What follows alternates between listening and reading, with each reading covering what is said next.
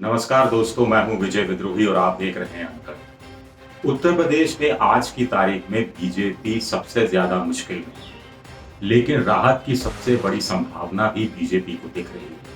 और बीजेपी के लिए राहत के दरवाजे या संभावित संभावित राहत के दरवाजे खोले हैं मायावती ने, अखिलेश यादव ने, कांग्रेस ने और ओवैसी ने। कैसे, इस पर बात करेंगे। मायावती अकेले चुनाव लड़ रही है।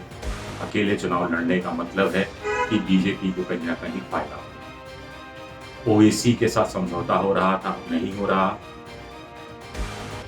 मायावती के बाद बात करते हैं अखिलेश यादव की। वो आरएलडी के साथ मिलकर आज की तारीख में चुनाव लड़ रहे हैं। अपना दल का जो एक दूसरा फ्रैक्शन है, अनुप्रिया पटेल की माँ, उनके हिस्से में जितना अपना दल आता है उनसे बात हो रही है, राजभर से भी बात हो रही है। बात कहाँ तक जाती है ये देखना दिलचस्प रहेगा।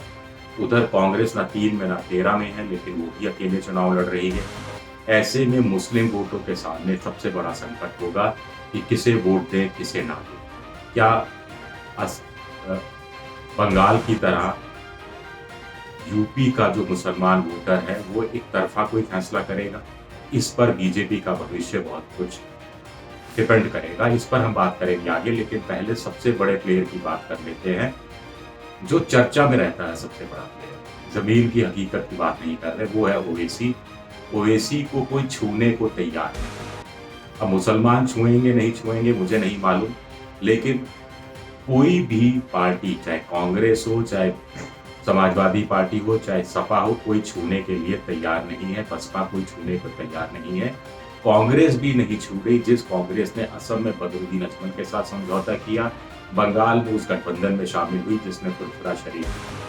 ओवैसी बगल के बिहार में 20 सीटों पर चुनाव लड़ते हैं, 5 सीटें जीतते हैं, 5-7 सीटें हरवा देते हैं आरजेडी और कांग्रेस की, और वहां बीजेपी की और एनडीए की, नीतीश कुमार की सरकार बन जाती है। लेकिन बंगाल में ओवैसी पूरी तरह से पिट जाते हैं। 0.02% वोट मिलता है। तो ऐसे में ओवैसी से इतना खतरा इस रूप में कम से कम विपक्षी पार्टियों को नहीं है, लेकिन खतरा दूसरे रूप में।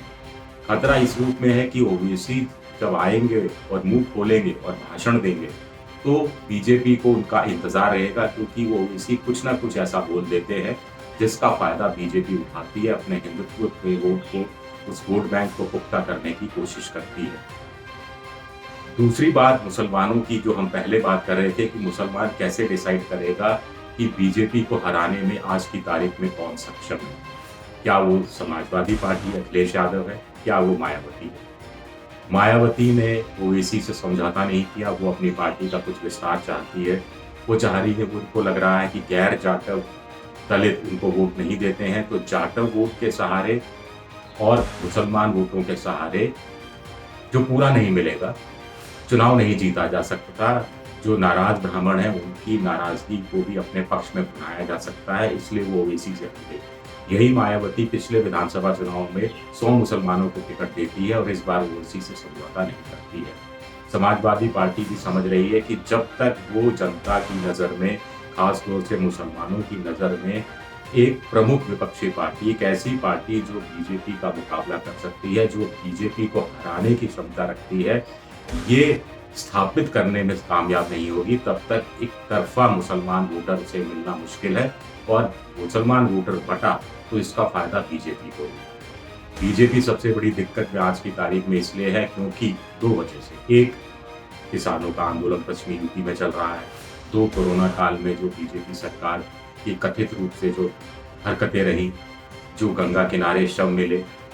इसके अलावा एंटी इनकम्बेंसी 5 साल की, 7 साल की मोदी सरकार की एंटी इनकम्बेंसी, तो कुल मिलाकर 12 साल की एंटी इनकम्बेंसी, ब्राह्मणों का कथित तौर पर नाराज रहना, ये सब बड़े कारण हैं। इसके अलावा एक दूसरा कारण है कि धारा 370 हटाई जा चुकी है, राम मंदिर का मसला खत्म हो चुका है, नागरिकता संशोधन विधेयक या कानून पर भी मुहर लग चुकी है और 3 तलाक को अपराध घोषित किया जा चुका है।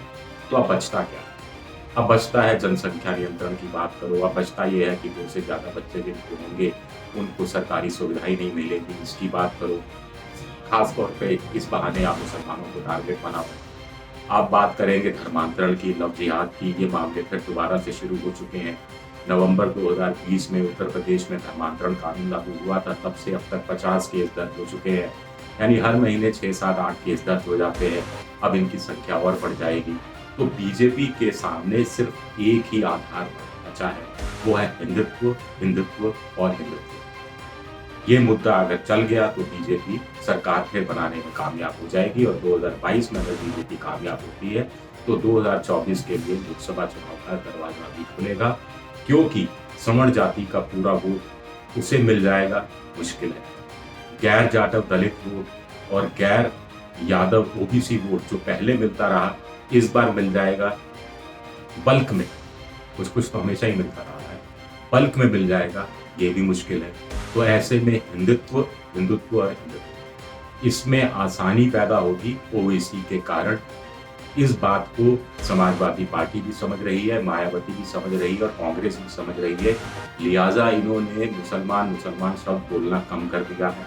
एक लव जिहाद का मुद्दा हो, धर्मांतरण का मुद्दा हो, जनसंख्या नियंत्रण की बात हो, ऐसे में ये विरोध तो करते हैं, लेकिन रस्म अदायगी की तरह इनका विरोध रहता है कि बयान भी दे दिया, ट्वीट भी कर दिया, फेसबुक पे भी एक आध पोस्ट डाल दी, बस इससे ज़्यादा आगे मत बढ़ो, ताकि हिंदुओं की नज़र में आप हिंदू हैं, हिंदुओं के पाले में खड़े हैं, ये बात आप कहने की कोशिश लगातार करते रहो। जैसे ममता बनर्जी को खुद को बंगाल में हिंदू साबित करना पड़ा था, चुनावी रैलियों में चंडी का पाठ करना पड़ा था, ऐसा ही उत्तर प्रदेश में हो रहा है। तो चुनाव बेहद दिलचस्प आगे और होता जाएगा। अभी तो कई महीने बाकी हैं, अभी तो गंगा में बहुत पानी बहना बाकी है। शुक्रिया।